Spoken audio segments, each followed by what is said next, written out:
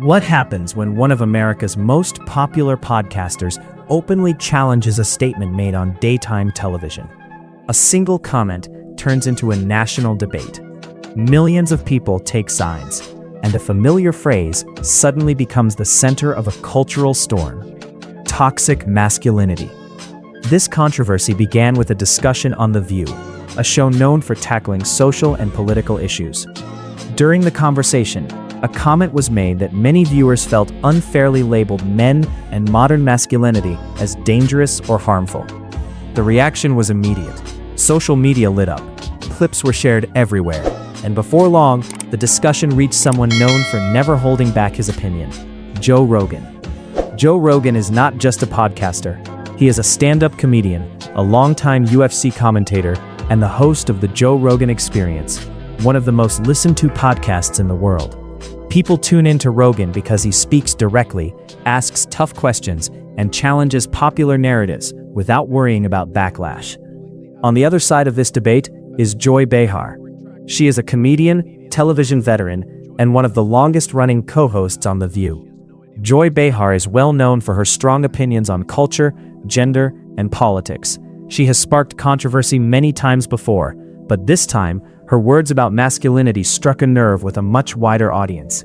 So what exactly did Joy Behar say about toxic masculinity that caused such a strong reaction? Why did so many people feel offended or misrepresented by her comments? And how did Joe Rogan respond when he addressed the issue on his own platform? Rogan did more than disagree. He challenged the idea itself, questioned how masculinity is being defined, and warned about the consequences of labeling men as the problem. His response quickly became part of a much larger conversation about culture, identity, and how media influences public opinion. This is not just a disagreement between two public figures. It reflects a deeper divide in society about gender, responsibility, and the way we talk about men and women today. Stay with us, because this debate goes far beyond a single TV segment or podcast clip. It reveals how powerful voices can shape the national conversation and why this issue matters to so many people. The controversy began with comments made by Joy Behar during a regular episode of The View. The show was discussing social behavior, gender roles, and ongoing cultural concerns about violence and aggression in society. During that discussion, Joy Behar used the term toxic masculinity to describe what she believes is a pattern of harmful male behavior that, in her view, contributes to social problems. Joy Behar explained toxic masculinity as a form of masculinity that encourages aggression, emotional suppression, dominance, and entitlement. According to her argument, these traits are often taught to boys from a young age and later show up in negative ways in adulthood. She suggested that this kind of behavior does not just affect individuals, but also impacts families, workplaces, and communities. Her comments were made during a daytime broadcast of The View, a show known for unscripted conversations and strong opinions. The discussion took place at the main table, with the full panel present. As Behar spoke, she framed her argument as a cultural issue, not an attack on individual men, but many viewers did not see it that way. Joy Behar used general examples to support her claims. She pointed to news stories involving violence, harassment, and abuse, suggesting that these incidents reflect deeper problems in how masculinity is often defined in society. She argued that when men are taught not to express emotions or ask for help, it can lead to anger and destructive behavior later in life. She also emphasized that she was not criticizing all men. Instead, she said the issue was about certain attitudes and behaviors that society excuses or even rewards.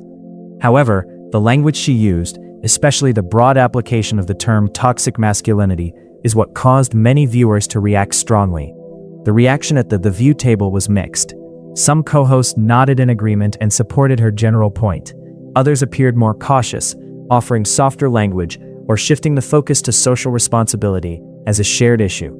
Still, the segment moved forward without major pushback, which left some viewers feeling that her perspective went largely unchallenged. Once the clip aired, the response outside the studio was immediate. On social media, viewers began sharing short video clips of Behar's comments. Some praised her for speaking openly about an uncomfortable topic.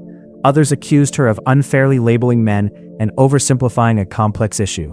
Many critics argued that the term toxic masculinity itself was the problem. They felt it grouped ordinary male traits, such as strength, competitiveness, and confidence, into something negative. Supporters, however, said the phrase was being misunderstood and that Behar was highlighting real social concerns. This topic resonated with audiences because it touches everyday life. Parents, workers, veterans, and older viewers saw themselves or their families reflected in the conversation. For some, it felt like a necessary discussion. For others, it felt like an attack on their identity. What began as a short daytime talk show segment quickly became a national conversation, setting the stage for a response from someone with a very different audience and perspective. Joe Rogan became aware of Joy Behar's comments the same way many people did, through short video clips and online discussions that began circulating after the View episode aired. Fans sent him messages, tagged him on social media, and asked for his opinion. Before long, the topic made its way onto the Joe Rogan Experience, his long-form podcast where he often breaks down cultural issues in detail. Rogan addressed the comments during a podcast episode where he was already discussing social behavior, media narratives, and modern culture. Unlike a short TV segment, Rogan had the time and freedom to speak at length. He did not rush his response. Instead, he carefully explained why he believed the term toxic masculinity was being used in a misleading way. Rogan's main argument was that masculinity itself is not the problem. He said traits often labeled as toxic, such as strength, competitiveness, resilience, and assertiveness, are not harmful by nature. According to Rogan, these traits can be positive and even necessary when guided properly. He argued that the real issue is bad behavior, not masculinity as a whole. He challenged the idea that masculinity should be grouped under one negative label. Rogan pointed out that society depends on strong, disciplined men in many roles, including first responders, soldiers, builders, and protectors. He said labeling masculinity as dangerous sends the wrong message, especially to young men who are still forming their identity. Rogan also questioned how often the term toxic masculinity is applied broadly, without clear definition. He argued that harmful actions like violence or abuse should be condemned directly, rather than being blamed on masculinity itself. In his view, using vague labels avoids addressing personal responsibility and individual choices. Throughout his response, Rogan used everyday examples to make his point. He talked about sports, training, and discipline, explaining how competition can teach respect, control, and self-improvement when handled correctly. He contrasted this with behavior that truly deserves criticism, such as lack of self-control or cruelty, which he said are not exclusive to men. In some episodes, Rogan's guest added to the discussion by agreeing that modern conversations often oversimplify complex social issues. The guest supported the idea that men need guidance and accountability, not shame. This helped reinforce Rogan's argument that criticism should focus on behavior, not identity. The tone of Rogan's response was firm but conversational. He did not insult Joy Behar personally. Instead, he criticized the broader cultural message he believed her comments represented. His delivery was calm, direct, and confident, the same style that has built trust with his audience over the years. By the end of his response, Rogan made his position clear. The problem is not masculinity. The problem is how society talks about it, teaches it, and sometimes misunderstands it. His comments quickly spread across platforms, reaching millions of listeners and viewers, and pushing the debate far beyond a single TV show or podcast episode. To understand why this discussion between Joe Rogan and Joy Behar sparked such a strong reaction, we need to look at what toxic masculinity really means. Toxic masculinity is a term used to describe certain cultural norms and behaviors that encourage men to act aggressively, hide emotions, or feel entitled. It is not about men being male or masculinity itself. It is about behaviors that can be harmful to themselves and to others. Examples include suppressing feelings, showing dominance in unsafe ways, or responding with violence instead of communication. Different people see masculinity in different ways.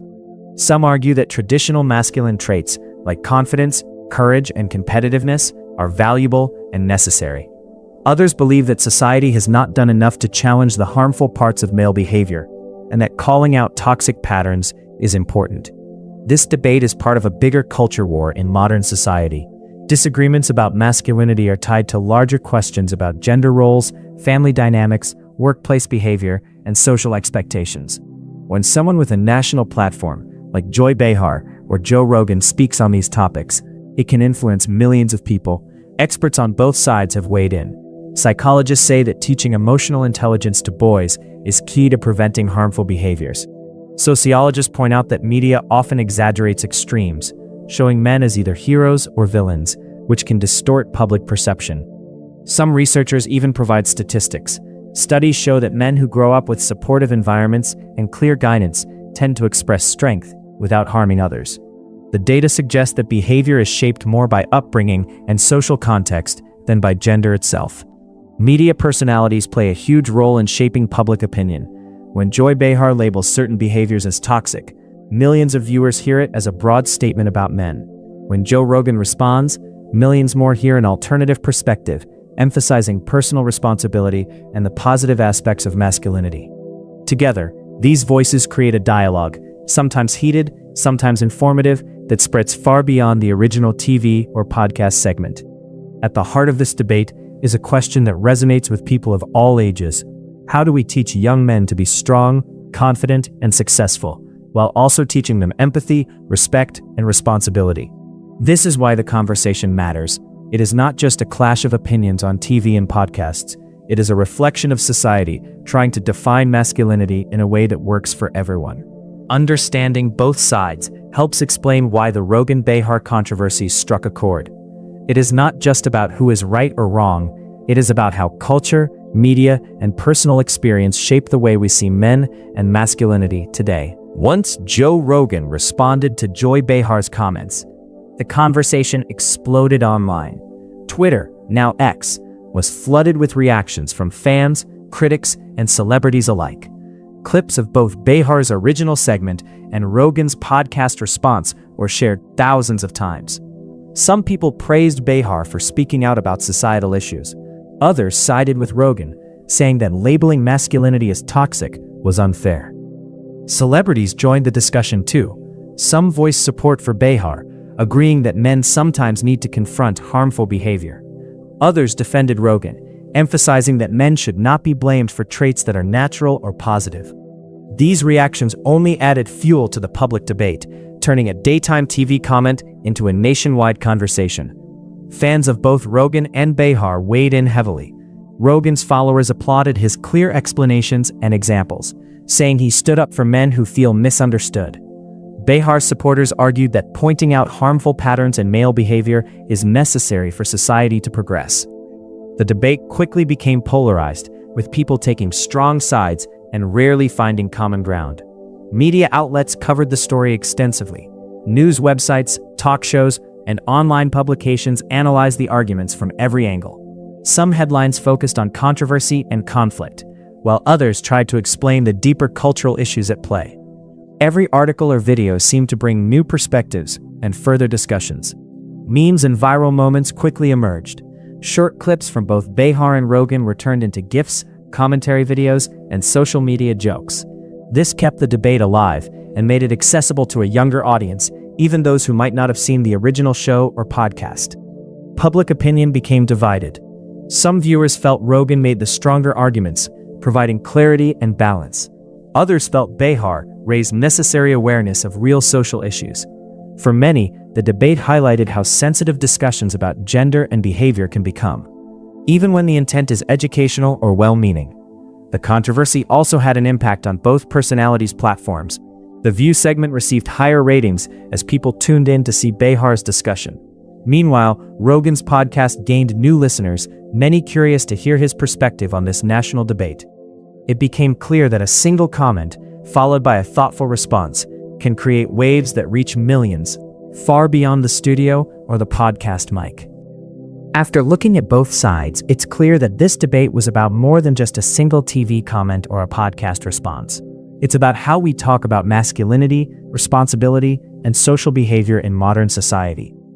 Who made the stronger argument? It depends on what you value. Joy Behar highlighted potential problems in male behavior and encouraged society to reflect on harmful patterns. Joe Rogan focused on personal responsibility, the positive aspects of masculinity, and the danger of labeling men unfairly. Both arguments have merit, but they come from very different perspectives. Was there any common ground between them? Yes. Both agree that harmful behavior should be addressed. They both care about society and want men to make better choices. The disagreement lies in how to define the problem and how to talk about it publicly. This debate reveals a lot about current cultural conversations. It shows that topics like masculinity, gender roles, and social expectations are highly charged. Even small words can spark nationwide discussions and reach millions of people in just a few hours. It also reminds us that media personalities can shape public perception, for better or worse. One key takeaway is the importance of respectful dialogue.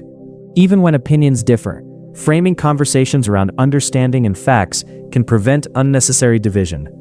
Both Behar and Rogan contributed to this conversation in their own way, highlighting issues that affect real people every day. Finally, this exchange teaches us a lesson about communication. When discussing sensitive topics like gender and behavior, clarity and fairness matter. It's possible to challenge ideas without attacking individuals, and it's possible to disagree while still learning from each other. To recap, this debate between Joe Rogan and Joy Behar started with a simple comment about toxic masculinity, but quickly grew into a national conversation. Joy Behar raised concerns about harmful patterns in male behavior, while Joe Rogan pushed back, defending masculinity and stressing personal responsibility. Both perspectives sparked strong reactions, showing just how divided opinions can be on this topic. The key takeaway is that these conversations matter. They help us think about behavior, culture, and how we raise the next generation. They also show that respectful dialogue, even in disagreement, can teach us more than shouting matches ever could. Now we want to hear from you. What do you think about this debate? Do you agree with Joy Behar, Joe Rogan, or do you see value in both perspectives? Share your thoughts in the comments. Let's have a respectful discussion. Don't forget to subscribe so you won't miss our next video, where we'll dive into another hot cultural debate and break it down for you. Stay curious, stay open, and remember, understanding comes from conversation.